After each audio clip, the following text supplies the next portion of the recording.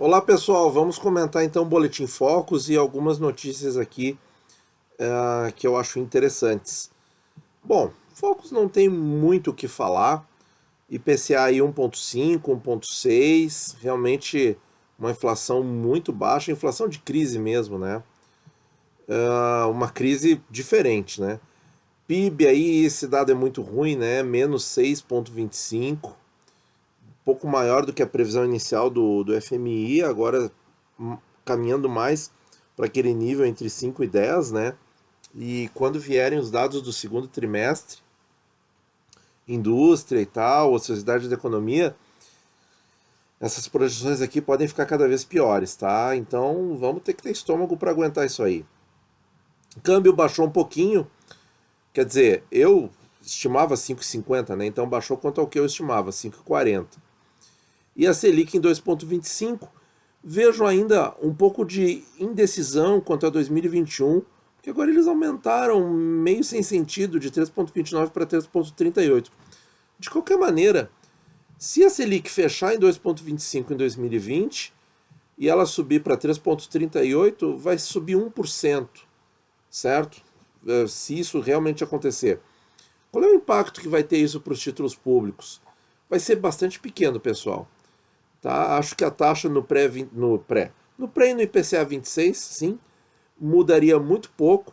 Acredito que nos IPCAs longos, olha, essa subida de 1% na Selic não mude nada. É capaz até de ficar com taxa melhor, até de reduzir a percepção de risco, se o mercado interpretar a subida da Selic em 2021, estimada por enquanto, se ele interpretar como um passo correto. É capaz até da taxa diminuir. Muito bem. Vamos para as notícias então. Essa aqui é do Valor Invest.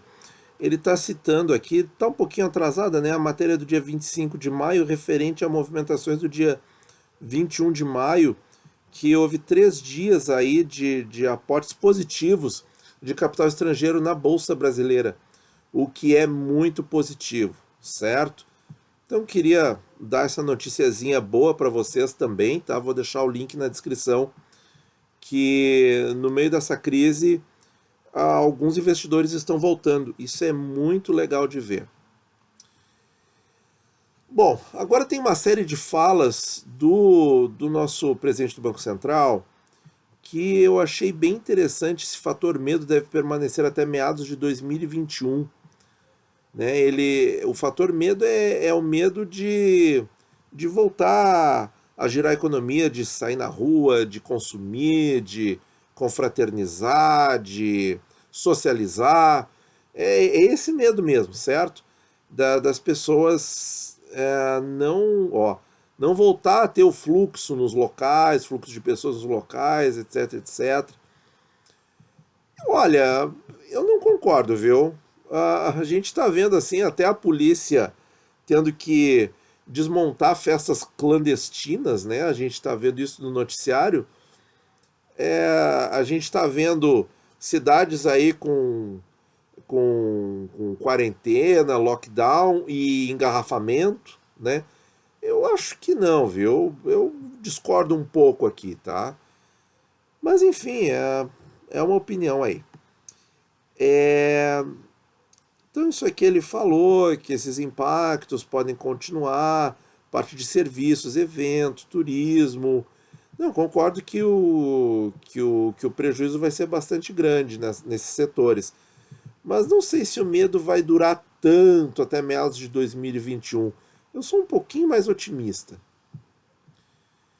Bom, essa matéria aqui já é também bem mais interessante assim na minha visão.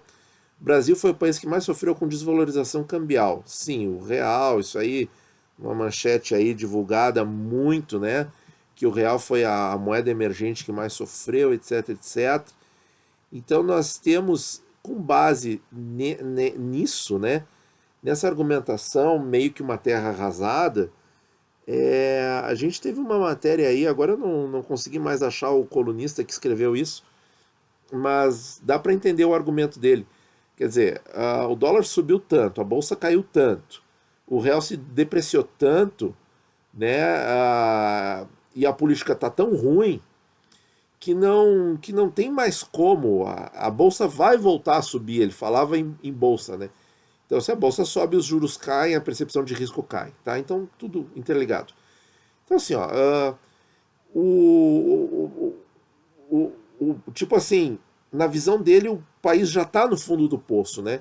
E essa fala aqui, o país mais sofreu, desvalorização cambial e tal, vai meio nesse sentido, né? Que talvez a gente tenha atingido o fundo do poço em termos de estresse econômico, político e tal.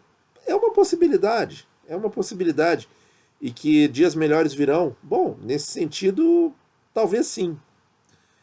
E aí o que ele fala aqui que é a nossa parte preferida aqui com relação ao Tesouro Direto é que a política monetária não está exaurida, ou seja,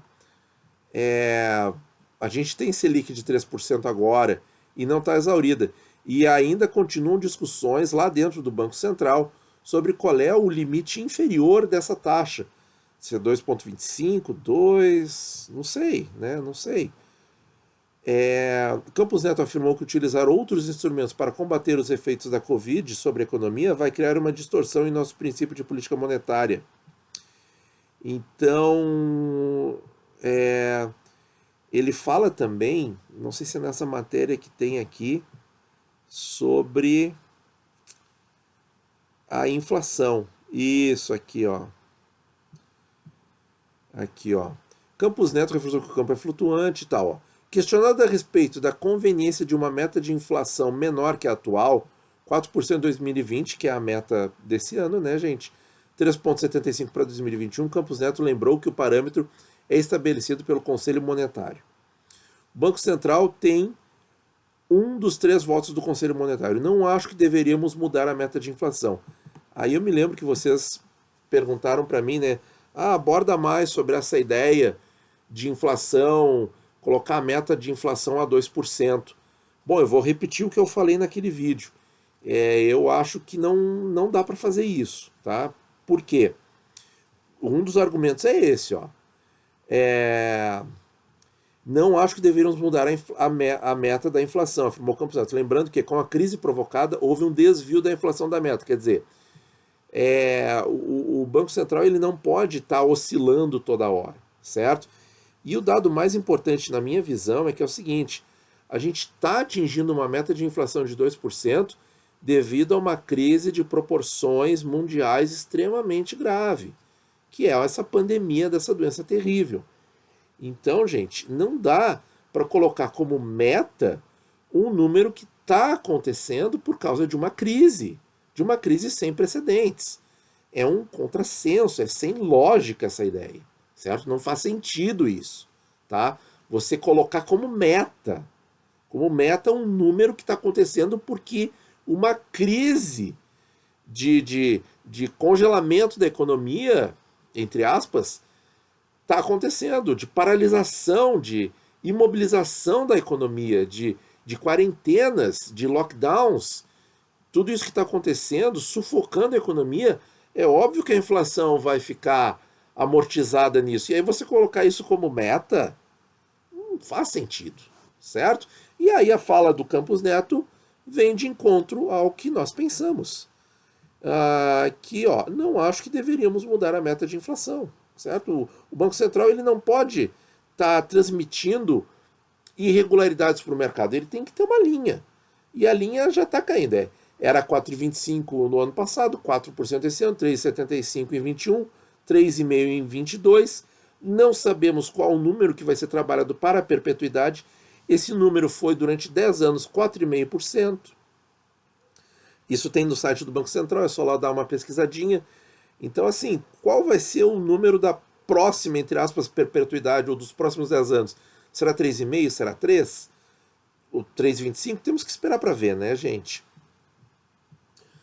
Outra notícia positiva, apesar de não ser necessariamente positiva, é que a balança comercial ainda está positiva em 4 bilhões e meio de dólares em maio. E isso em plena crise. Claro, caiu 19% em relação a 2019, certo? Houve contração de tudo no mundo inteiro. contração do comércio, contração do turismo, contração de viagens, não está acontecendo mais nada. E o Brasil, mesmo assim, conseguiu uma balança comercial superávit de 4 bilhões e meio de dólares em maio. Eu acho essa notícia positiva, apesar da queda com relação a 2019. E a outra matéria que nós, para corroborar o que eu estava acabando de falar, Campos Neto diz que meta de inflação para este ano não deve ser mudada. Aqui que ele coloca o argumento mais claro, né, de que não haja mudança mais de inflação para esse ano e tal. Se eu acho que nós deveríamos dar a meta, não, eu acho que quando há um desvio temporário da meta por uma razão extraordinária, ou seja, uma crise sem precedentes, sanitária, de ordem de saúde a nível mundial, não deveria mudar a meta. É lógico. A meta deveria ser o mais estável do que isso, respondeu. Esse é o ponto, gente. Estabilidade. É isso que o Banco Central tem que transmitir para o mercado e para os investidores. Estabilidade, firmeza, solidez, a rocha firme do mercado. É isso que tem que ser o Banco Central. Não tem que baixar para 2, tá? Isso aí é uma ideia sem nexo. Ok, pessoal?